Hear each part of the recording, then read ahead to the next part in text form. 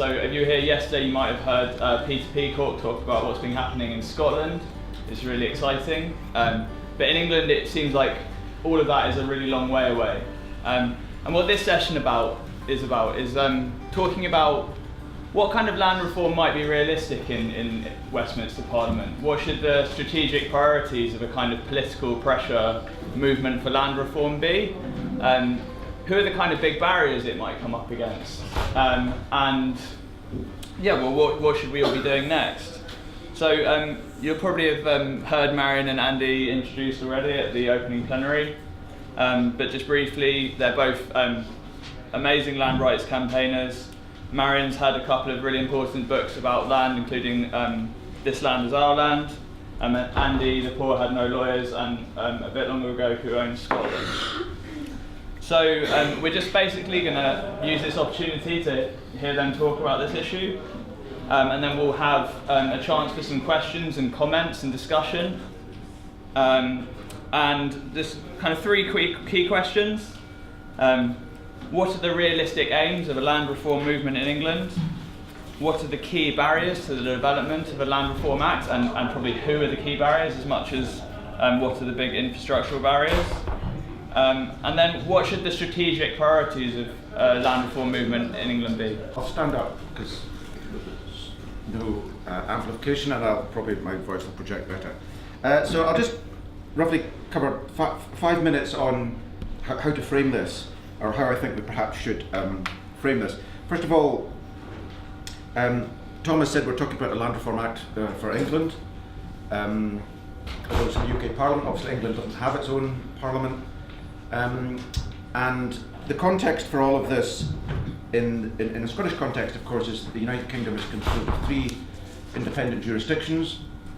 Historically Ireland, but now just the Northern Ireland, England and Wales as one jurisdiction, and Scotland as another jurisdiction. So the key moment in Scottish land reform came when the establishment of the Scottish Parliament, because up until that point, although Scotland and England need as much law to keep the country ticking over, in terms of criminal law and civil law and health and education and transport and all the rest of it, Scotland only got about 3 legislative slots a year in Westminster. There simply wasn't time. So it fell massively behind in its legislative framework. So we, for example, in 1951, there was a bill to abolish feudal tenure. There was just never any time at Westminster to do that. So the key opportunity that 1999 gave us in the Scotland Act was to have a legislature that could pass laws on domestic matters and had the time to do that. The other critical politics around that was the fact that it was a unicameral Parliament, so there is no second chamber. That's not so much an issue. The most important issue was the House of Lords has no role whatsoever in revising Scottish legislation. Now, historically, of course, it has, and it effectively was the Parliament in the United Kingdom.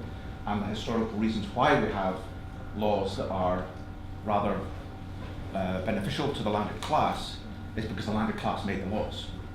So very, very little of the legal framework around land ownership and use has any democratic consent, because half the population, for example, didn't get a vote until 1928. So that's a kind of important context to where we were in Scotland. What happened was, in the 1997 election, when Labour came to power and promised the Scottish Parliament, the Scottish Office set up a land reform policy group. So that was a group I was very, very critical of. It actually, it was a bunch of civil servants, like one external advisor, but nevertheless, the land reform policy group.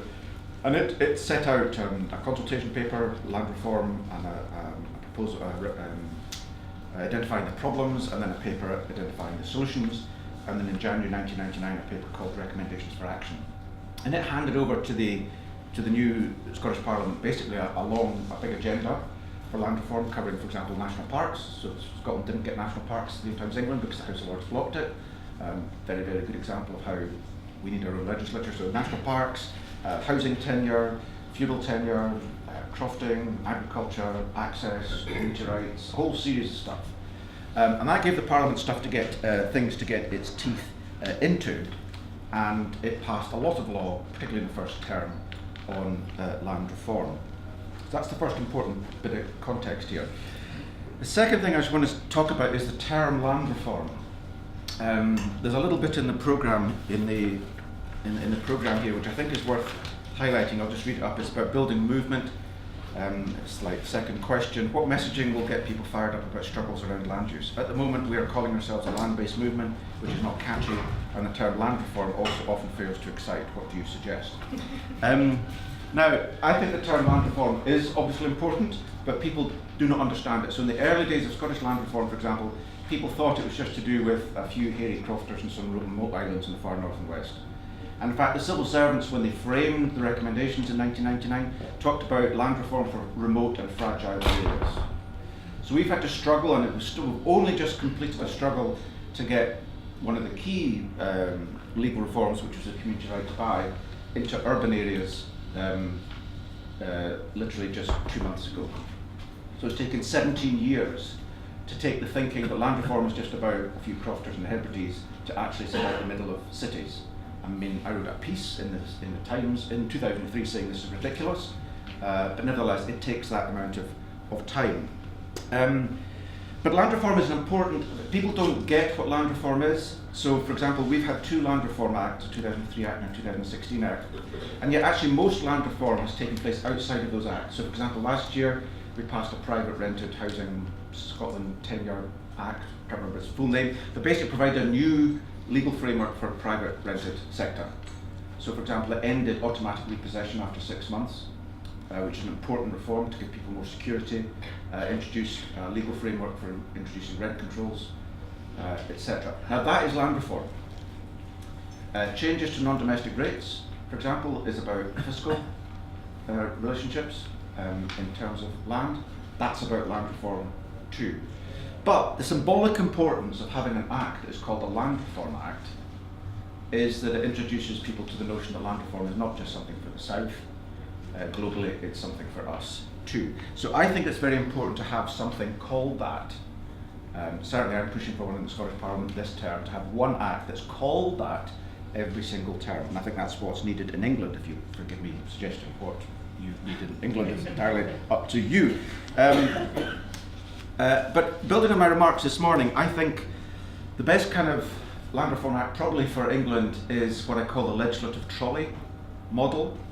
And this is basically where the civil servants think, oh, we need to do something on X, but we're not quite sure what to do. So metaphorically speaking, they send a trolley, push a trolley down the corridors of power, and everyone in housing and agriculture and transport and whatever thinks, oh, what could I stick into that act, and throws what they want onto this trolley. And I think that's an important, I think that's the way, as a useful way of doing it in England. And as I indicated this morning, that legislative trolley could cover key important totemic things like, for example, some land tax reforms. So those land tax reforms could include reform around non-domestic rating regime. Agriculture was completely taken out of the non-domestic rating regime in the 50s in Scotland. I think it was earlier in the 1920s in England. And there's absolutely no justification why agriculture should pay no non-domestic rates, why the butcher, the baker and the candlestick maker in a town should be paying rates, but massive agricultural enterprises pay nothing. We could remove the statutory exemption for principal homes from capital gains tax. That costs, if you look at HMRC, costs around, I think, £14.2 billion a year is the latest figures. So that would more than pay for all the social security cuts that we had planned for the entirety of this Parliament, just in 1 year. It would pay for what? So George Osborne has said we need to make £14 billion of social security cuts over the term of this Parliament. Mm-hmm. So cuts to disability payment allowances, etc., etc. If you got rid of the exemption that principal residences, are your main home, has from capital gains tax, that would generate 14.2 billion. Actually, it would generate less than that because house prices would fall a little bit and the yield would drop. But nevertheless, the idea that people should not pay 18% of an unearned capital gain is just ridiculous. And it would have the big benefit of reducing house prices, or being one of the ways of reducing house prices, which get people less into debt. And when you start looking into this, it makes a lot of sense. For example, we ran figures on council tax reform that showed if you doubled council tax, people would actually save money because the price of houses would fall and the amount of interest payments and debt you take on would fall, and that more than compensates for the doubling of council tax. So in other words, you're actually better off by paying more tax, and that's what I call about socialising rent. Inheritance tax, for example, again, we could remove the exemption for agriculture, which is a remarkable exemption. Anyway, that's one thing you could put on it, a tax reform. A housing tenure reform, just kind of copy the Scottish Act maybe, or go a bit further. I'd like to go a lot further than the Scottish Act, but at least get there. That would be better than the English situation at the moment. You could reform compulsory purchase powers on this legislative trolley. You could end the right to buy. Planning reform, one thing we're planning to do in Scotland, I say we, I mean, there's no political parties really here, but I'm not representing the Scottish Green Party, but we do have a policy of ending the, after the war in 1947, local authorities could buy land at existing use value. They were conscious that when we nationalised planning that land values would rise as a consequence, and they were very conscious that shouldn't be captured by landowners. That was, however, repealed in 1959, and the fact that councils and everybody has to pay the market value was embedded in the Land Compensation Act of 1961 in England, 1962 in Scotland. And that reform was never ever done in Germany. So in Germany today, municipalities buy land at existing use value, they master plan it to a very, very high degree, and they provide infrastructure, and they sell plots very, very affordable costs. So I was reading an article the other week about 20 German women in Berlin between the ages of 60 and 75. They were all, the families had moved away from home, and they decided to build a new apartment block as a kind of moving towards a kind of retirement home, and they just did it themselves. Not completely by themselves, Berlin City Council helped them, but self-procurement of housing is like normal in Germany, and the land costs are low. So that's a critical reform that we could take, and that would take a massive amount of heat out of the housing market, and it would liberate about 30 or 40% of the transaction cost of housing into building more houses or building higher quality houses. And again, the economics of this are clear, because if you can spend 30% more on housing, you can build zero carbon homes, you can eliminate fuel poverty, you save people's housing bills, you give them more disposable income. That's something you could do. You could open up the land registry, you could rejuvenate the Small Holdings Act of 1892. There's lots and lots of things you could do. Take about a dozen of these things, stick them in a Land Reform Act, and work it up. Work it up, not in the detail, but work it up in the generalities. Section 1 will achieve this. It will do so by doing this. The purpose of this is to achieve this, and it will tackle broadly the legislative challenges of doing X, Y, and Z. And I think that's an important symbolic thing. Now, finally, obviously you need the politics around this as well. You need to build political support. I don't propose to provide any suggestions as to how you do that, but obviously it's a thing that needs to be done. But I would sincerely believe that within, certainly by the end of the current term of the UK Parliament, assuming it runs to 2020, one could have drafted in broad outline a Land Reform Act that would tackle some of the key asks of housing and agriculture and environment and planning and community and recreational land use for England. And finally, I think we need to be in the front foot on all of this, as I kind of indicated this morning. I'm experiencing as a parliamentarian too many people coming to me with kind of broad outlines and expecting me to do all the work, or sitting back and waiting for government to do something and then coming in at the end and trying to amend it. We shouldn't. We should be drafting strategies, drafting bills, drafting statutory instruments, drafting bylaws for councils. We should actually take the act as if and not wait for governments and parliaments and elected representatives to do this. Okay. Thank you.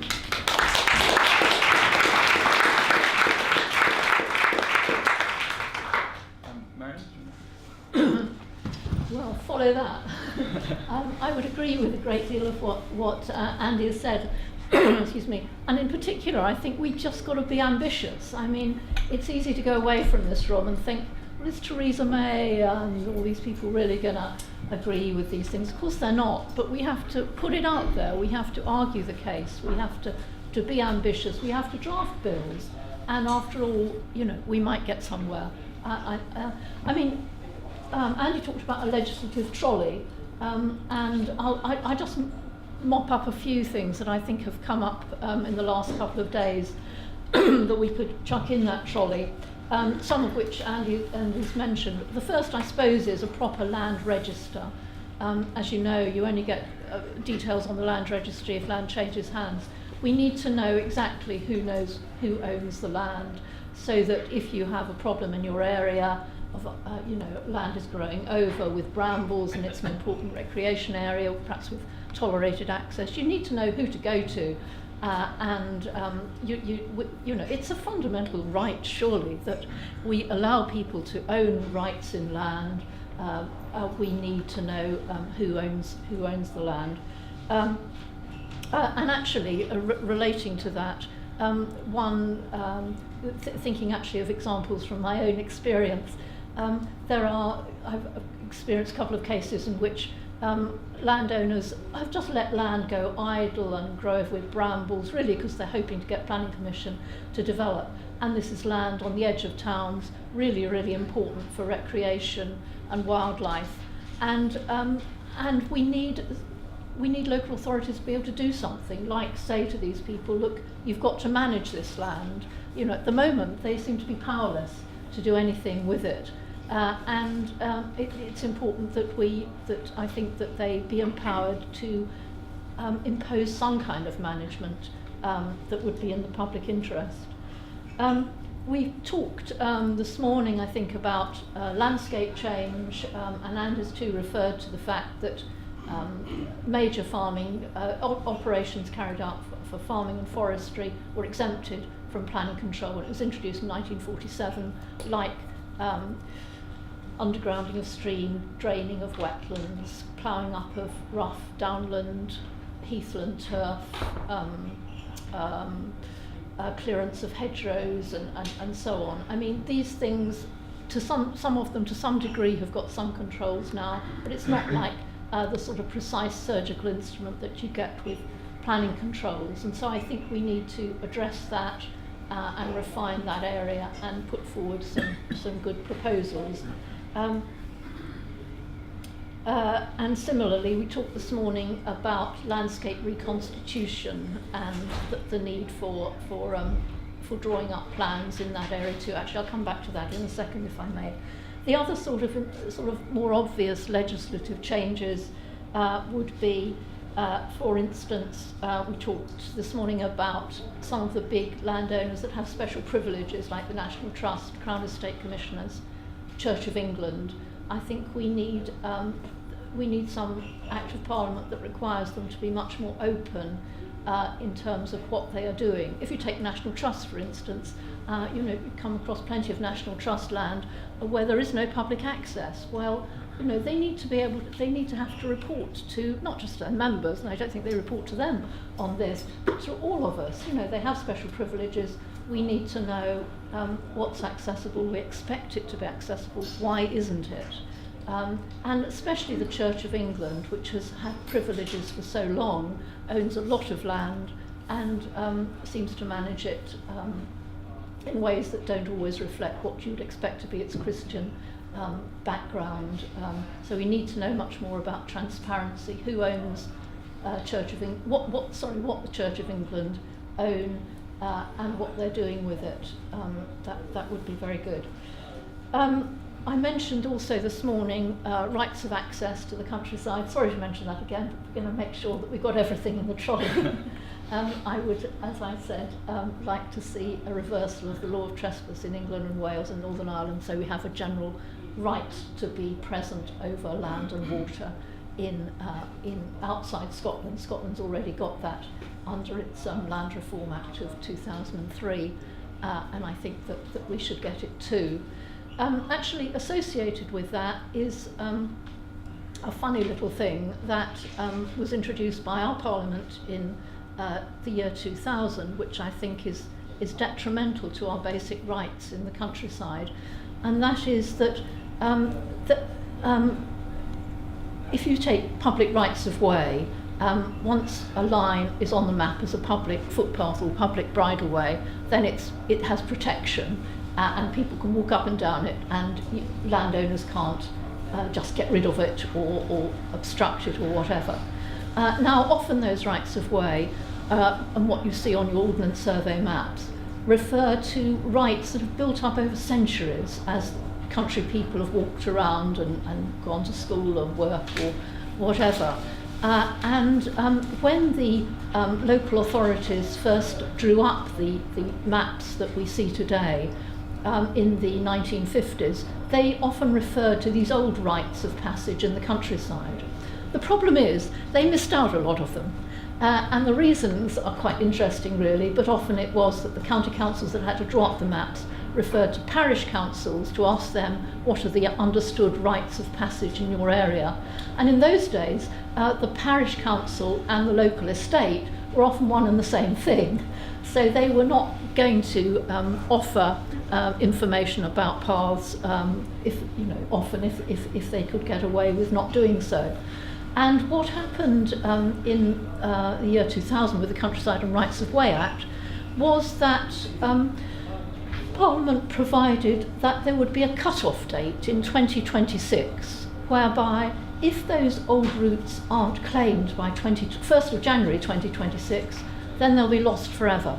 Now, I think that should be repealed.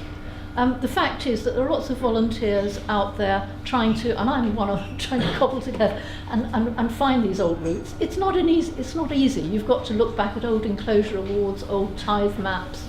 It's fascinating, but this 2026 cut-off, I think, is bad news, and I would, it's a simple measure, repeal that, please.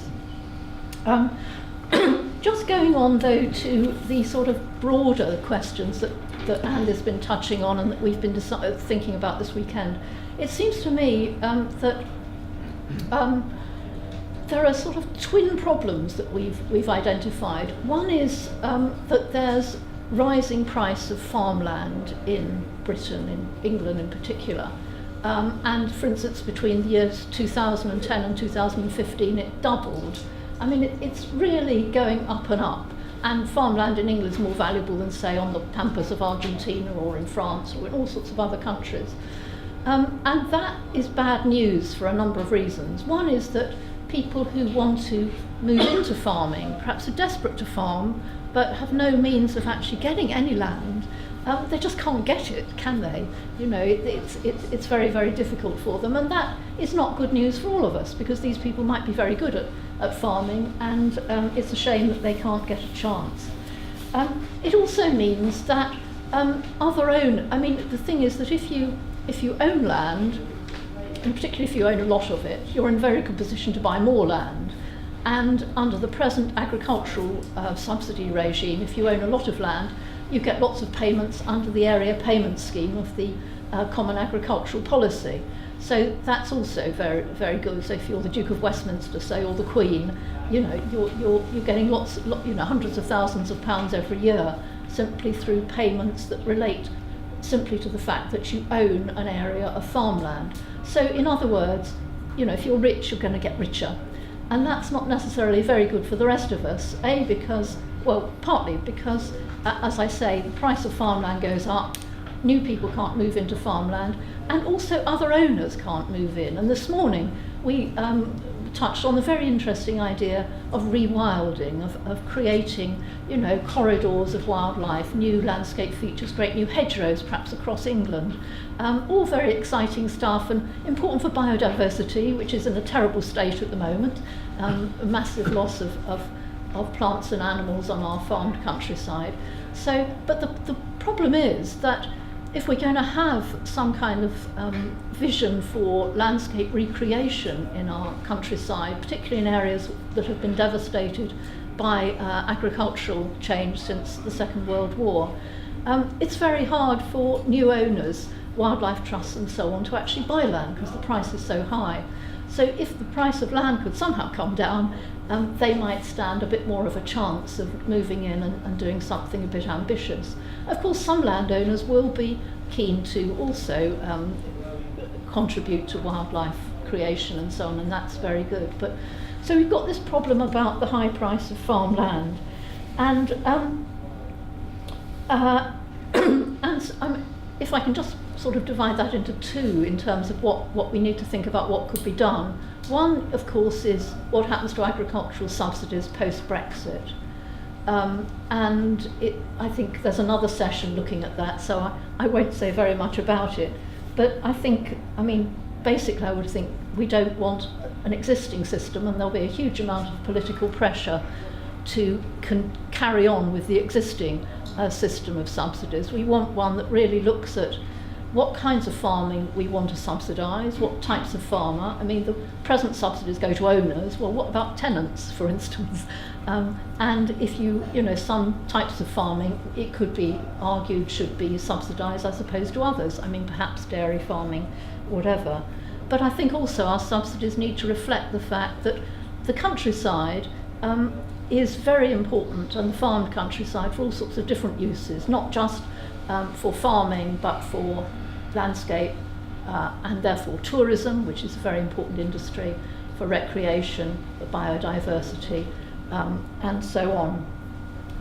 And I think it's also important to point out that in Britain, if you were, say, in the United States, it would be a bit different, because you've got sort of big blocks that are just kind of farmland and not particularly important at all for wildlife, and then you've got national parks somewhere else. Here it's really the whole of the countryside that's important. So that's why the agricultural subsidy regime is key to conserving and re-establishing an interesting and spiritually rewarding environment out there.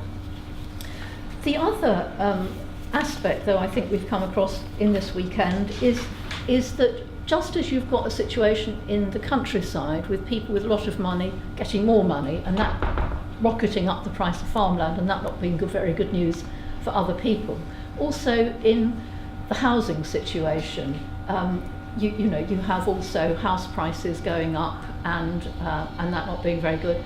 Sorry, to come back to the agricultural thing, I do think, just to reiterate what Andy and others have said, we do need to think very clearly about some kind of land taxation system. We need to find a way of ensuring that we don't have these rocketing land values.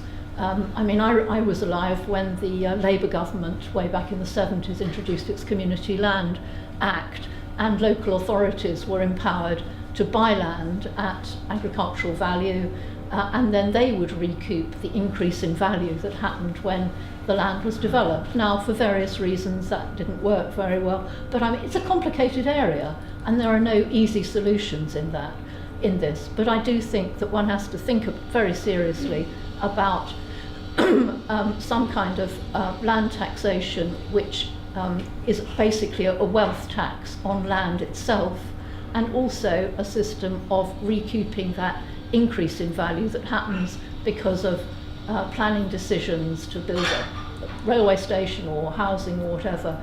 It is plainly wrong that is all going into the pockets of landowners. In my book, This Land is Our Land, I sort of took the Henry George idea of land taxation and tried to make land taxation into a policy instrument. So I was arguing there that you tax particularly heavily very profitable uses of land in areas where it's considered that it's undesirable that you have them, and at the same time you use that money to subsidise other activities that are considered beneficial by local people as expressed through the planning system, but don't attract profit at the moment. And this situation is as urgent today as I think it was then. I live in Kent, and in North Kent, an area with some very bleak housing and lots of homeless people, and not much land available for recreation. We have a wonderful ancient woodland called Lodge Hill, which is Ministry of Defence land, and there's a lot of pressure to build housing there, which will probably not really be very affordable for local people, but it will destroy this wonderful recreation area. But at present, there's no money in providing for outdoor recreation for people. There's no kind of taxation system that could support that kind of use, and so it will probably be lost. So it's an urgent matter. But just coming back to the housing, finally, and I'm not an expert on this, but I do perceive that there's, just as you're getting money piled into agricultural land, and that's not good, so people you have also a housing very rich situation and a housing deprived group of people. And one of the key things in that is that people like myself who bought housing perhaps in the 1970s when it wasn't, when you get sort of nothing, get quite a lot for about £4,000. Now, you could sell it on for hundreds of thousands of pounds, and as has been identified, capital gains for your primary or main residence is exempt from capital gains tax, which is crazy, really, isn't it? I mean, if we're thinking about a sort of relatively simple step that could do something, I mean, that would presumably deter people from trying to buy housing just because of the increases in value, and of course you'd recoup money from all those taxes that could be used to build social housing or used for some other good purpose. And I mean, if you really wanted to do something in that area, you wouldn't have to keep the capital gains tax at the existing level that you have it at. You could have a very high capital gains tax, and do something very effective, I would think. These are the sort of questions I think we need to be, dividing up and getting those of us who are really expert in them to address and draw up some real, hard proposals and put forward those bills and proposals in a very serious way, despite the sort of daunting opposition that we would no doubt face if we were to do so. But I think it's quite a long time ago. It's about time we now thought about, just what rights we should give landowners and what the balance should be. So, well, I think we probably all need a stiff drink at this point. Anyway, before that point, I'll leave it for discussion. Thanks a lot.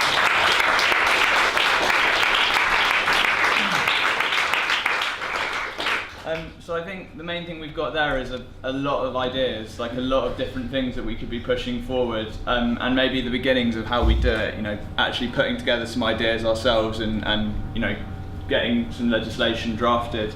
What I think we talked about less, and I want to kind of ask the first question, is that thing Marion finished on, the opposition.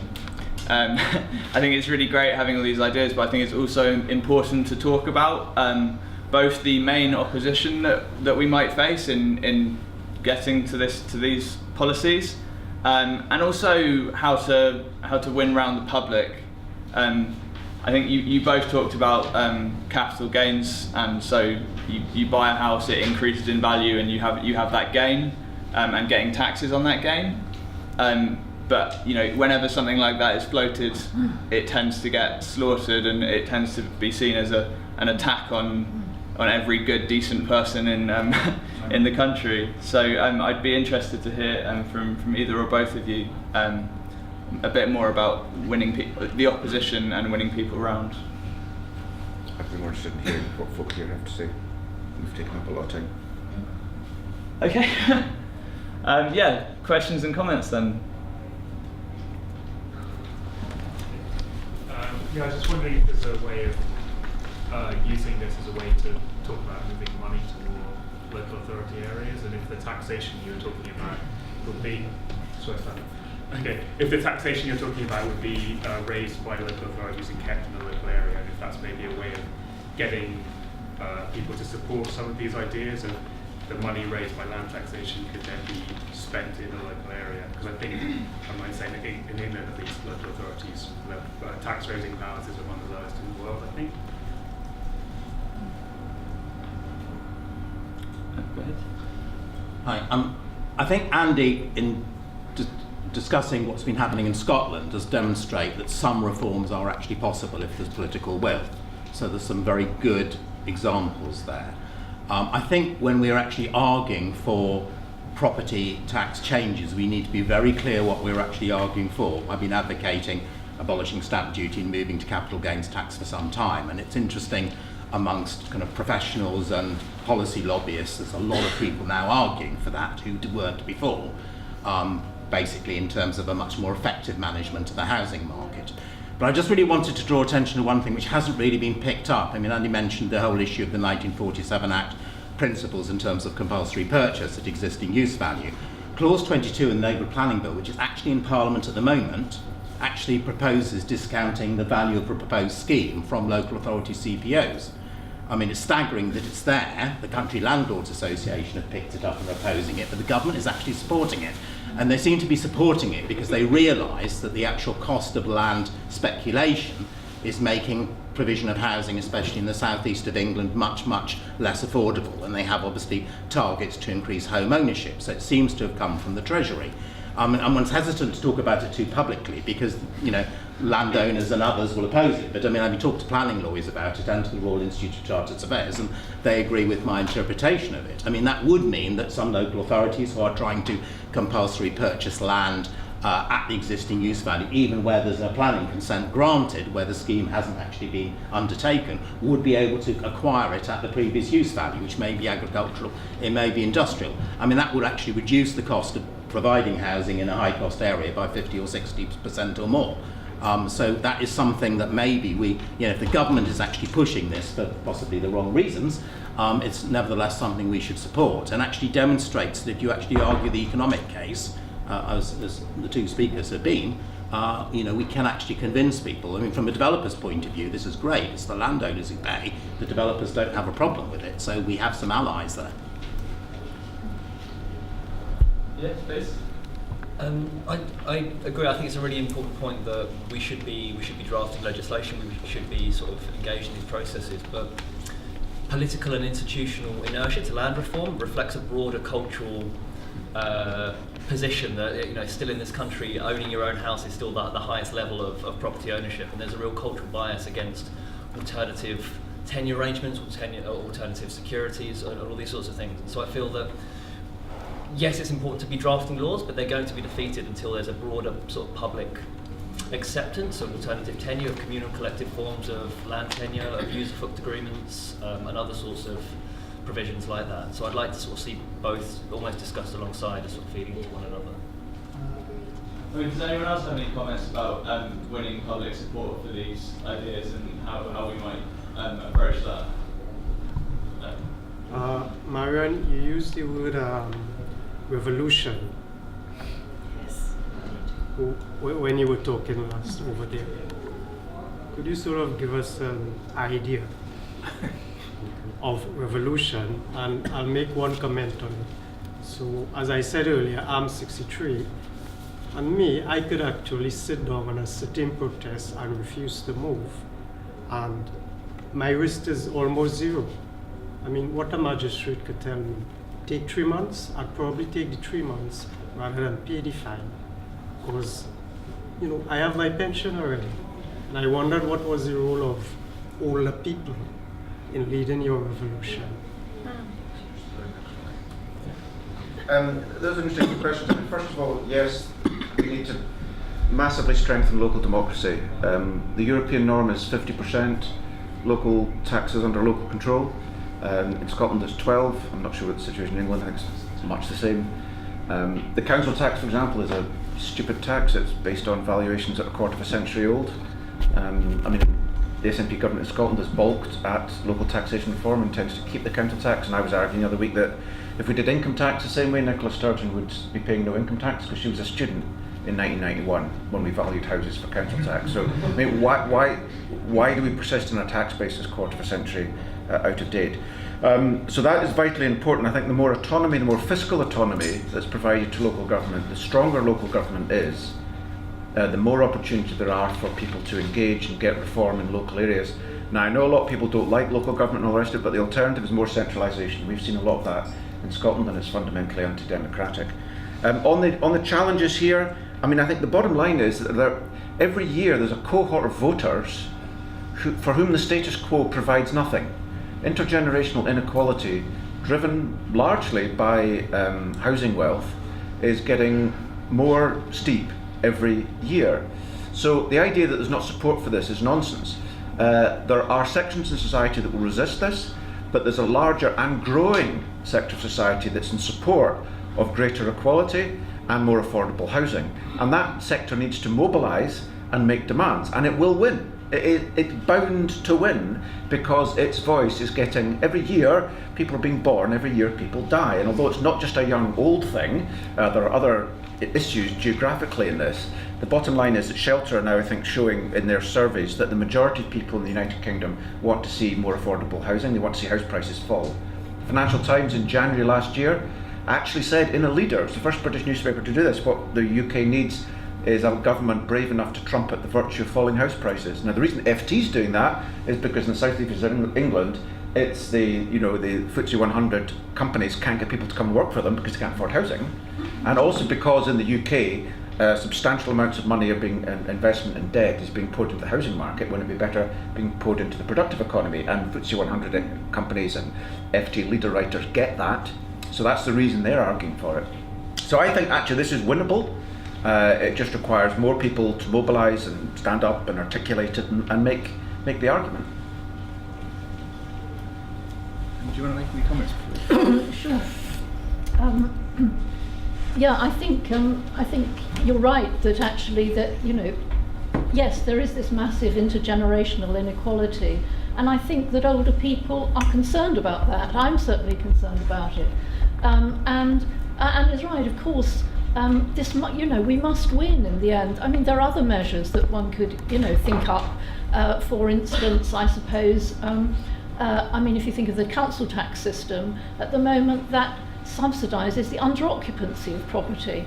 You get a 25% reduction in council tax if you're living in a property on your own. It might be very large. You'd think that the council tax system would actually tax that. It could tax it massively, while not, while having some sort of safeguards, because, as people get older, they often need a bit of extra housing space. They need a living carer, for instance. But to actually subsidise under-occupancy when there is such a housing crisis in this country seems absolutely crazy. And these, of course, people like Jeremy Corbyn aren't putting forward, for instance, as far as I know, this removal of the exemption of the capital gains tax on the main property. Probably because he wants all those people who benefited from it at the moment to vote for him. But those very people do know in their heart of hearts that it must be a wrong system. It just can't be right, can it? And I think it behoves us to, young and old, sorry, I'm old, we are, to come together and say, we want change and we're serious about this. And if we've got the arguments behind us, and if we thought out the safeguards and we thought out the objections, and it's all watertight, then we go from there. Thanks. Can we take a few more questions and comments, please? Thank you for mentioning the intergenerational inequality raising, and also the raising awareness of this older generation that is fairly privileged in comparison to the younger generation. Just to respond to the question about how do we create a counter narrative and how do we speak about home ownership, I think there is definitely something to do altogether around tweaking the idea of ownership, but common ownership or co-housing, and there is definitely something that would work. It's just about having a strong strategy and a strong visual strategy as well as a narrative that is more than ever relevant today, and I really believe that this is going to work. We just need to be clever about coming together and just working on this, being a bit witty about our words and our messages, and I think that there is the guilt of the older generation. Definitely in our work we identify the issue of work, and we help young people to set up co-ops. And we have loads of parents and grandparents in our followers that feel terribly guilty about a system that they were part of creating that is not working for us.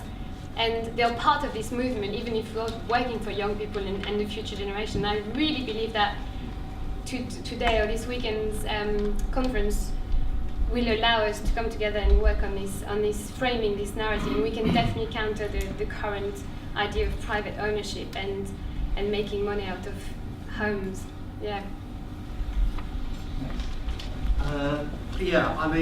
I'm one of the overprivileged over 65s who everybody else is suffering from, and 80% of us voted Conservative at the last election because we perceived inflated house prices falsely to be in our interests. And I think you have to appeal to the selfishness of my demographic, who have seen their houses prices nominally increase 20 times in their lifetime and could buy on, a teacher's salary, the first or second year, 40 years ago, or whatever.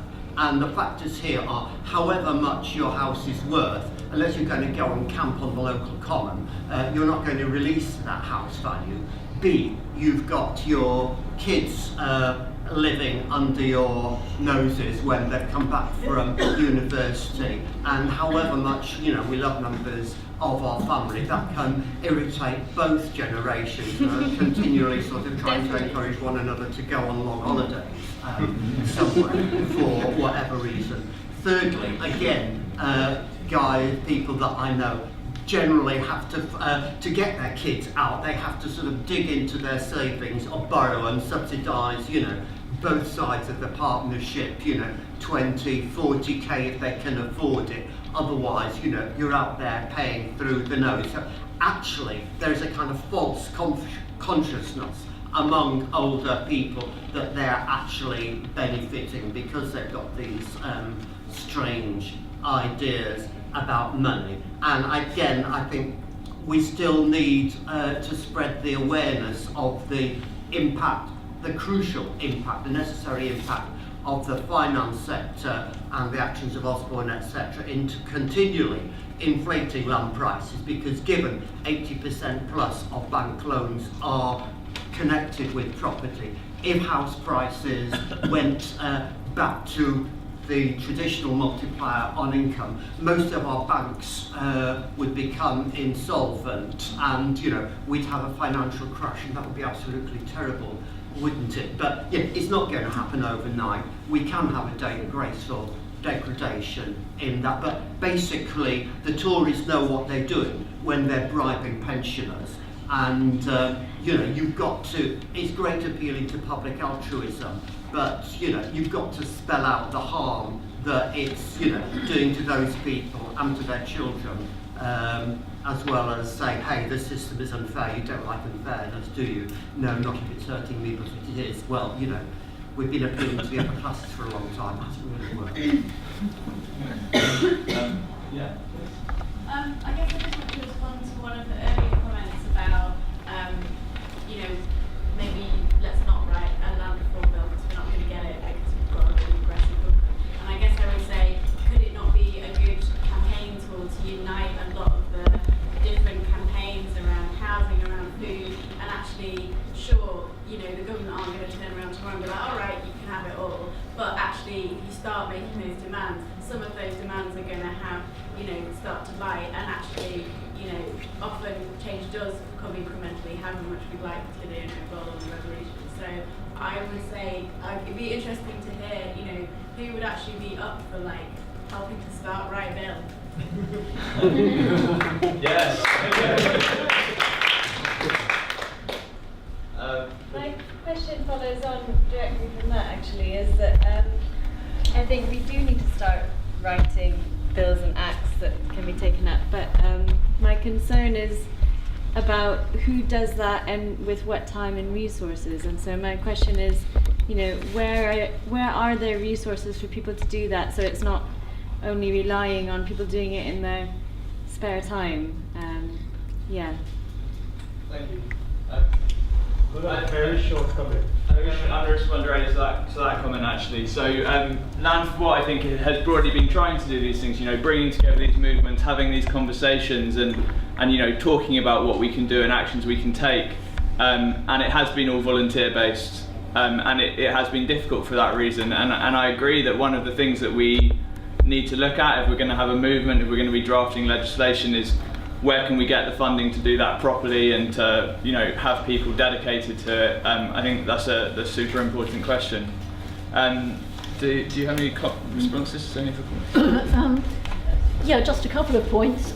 Several people have made the important point that if you're going to have any major legislation that's going to have a big impact, particularly on people's economic well-being, it mustn't be brought in overnight. And obviously that's absolutely crucial. I mean, I'm thinking back, for instance, to the change that was brought in for women who were born before 1950 who cannot claim their pension rights until they get older, and they were assuming that they could claim a pension very soon, and now find they can't, and are often in a very bad way because they often can't get work, and that was really brought in too quickly. And of course, obviously, if you're going to do something like that, something major, you've got to make sure it's not brought in overnight.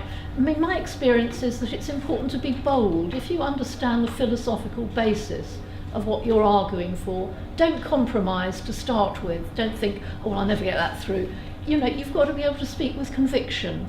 And if you can speak with conviction and have got a good case, I think it's worth trying to be ambitious. I'm certainly thinking, for instance, of experience down in England with the right of access to the countryside. The Ramblers group were, I thought, too timid. They argued just for a partial right when the legislation was going through, and that's what we got.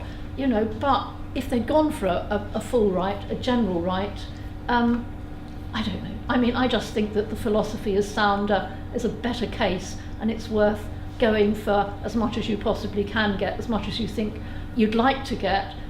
You might not get that much, but you might just get what you want. I also think that we have to be aware that these debates don't have to stop within our small circle.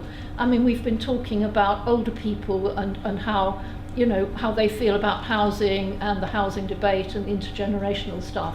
I mean, there are whole groups of people out there, groups of older people who get together, and they should be debating all this too, and we should be encouraging that. If you think of all the University of the Third Age groups, there must be, about 100 of them in London at least.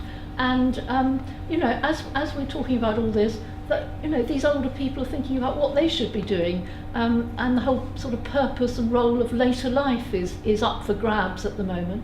One of the things they could do is to really engage with these things and show that they're exercised about these things as a generation and want to put beneficial change into effect. So let's reach out to those other people too.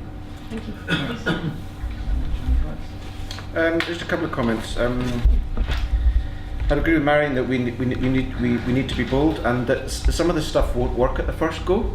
Don't assume it will, but that doesn't mean to say you don't do it. I mean, people have been struggling for all sorts of political things for years. I mean, and I genuinely do think that there is a growing body of political opinion, and the younger generation certainly reflect this, that's up for more radical change. And even amongst those people who are very conventional in economic outlook, one of the best ways of getting conventional economic growth going is to put more money into the pockets of people. One of the best ways of doing that is to reduce their housing costs and to reduce their fuel costs. Now, you do that by actually building. The best way to do that would be to build lots and lots of social housing that costs nothing to heat. And that's precisely what they're doing in Germany. There are people in social housing in Germany paying €200 a month rent and earning €300 from electricity from solar panels. They're actually profiting from their housing. It doesn't even belong to them, and they paid nothing for it. And that's just like standard practice in municipalities in Germany. I mean, another thing we could do here is to move, in terms of bank lending for properties, to move to non-recourse loans. So non-recourse loans means that if a lender lends you £100,000 and then you default for whatever reason, they have recourse to the security that's been granted in that loan, i.e. the house, but not to the remaining principal that's been lent. So they take the hit. And that's why in the United States people bounce back from the financial crash, because they simply handed in the keys and walked away. You can't do that in Britain. That'd be a huge reform, and that would take away a lot of the risk from individuals that's been put on their shoulders and back into the financial sector. And finally, I mean, on the question of like how to do all this stuff, I mean, I've been turning my mind to do this in Scotland in terms of encouraging civil society to be much more bolder and proactive in the political demands it makes with the political system. And so we're talking about setting up, I mean, it's early stages yet, and the description's not finalised, but something like a university of politics, which would be a resource, a very relatively small resource, that would work with anyone in civil society, anyone from universities to small church groups or whatever, to train and to work with and to assist in engaging with the political process at what I call a deep level, like drafting bills, I'll give you one little example. So when I went to Parliament in May, the government's coming forward in Scotland with very, very timid reforms to local taxation. And it's in the form of a statutory instrument, a piece of secondary legislation that changes the multipliers for the council tax. So I wrote an alternative one. The way I managed to do that was because the government wanted our support for it in the chamber in the votes, and so sent us a Word document of the statutory instrument early on, which means I could amend it easily instead of having to copy out all the fonts you get in a HMSO document, which I already put in train. But anyway, and we produced an alternative statutory instrument. We called it the Council Tax Multiplier Scotland Order Scottish Green Party, and said this is all the other stuff you can do under the 92 Local Government Finance Act if you want to. And the importance of that was it went straight into the consciousness of the people at the head of the civil service doing the local tax, because if they see it as statutory instrument, that's the kind of stuff they understand, and they read it and absorb it. They wouldn't have absorbed a kind of lobbying document saying, oh, we should do this or that. That would just pass them by. So I met the senior civil servant at Waverley Station a couple of weeks ago, and he said, I really enjoyed your alternative statutory instrument, but you forgot about Section 93. And so I asked him what Section 93 was, and he reminded me what it was. I said, yeah, I did forget that. But the point is that if you do that kind of stuff, it has much greater traction because it's much, much more difficult to refute. Much more difficult to refute if you set your ideas in as much detail as is possible, and that you make the powers that be aware that you're across broadly the whole area of policy. There's no big gaps you've left. I mean, okay, I forgot about Section 93, but that's like a doable, that was just an extra line, etc. So I think skilling up is vitally important, and I find that too many people in civil society have very, very low ambitions for what they can achieve in the political process, generally speaking. And yet we do actually live in a very, a democracy that is actually quite well designed. I mean, it is in comparison to other countries, we're damn lucky to have these opportunities, and I just don't think we fully exploit them. Thanks, I think that's all we've got time for. Can we just have a round of applause?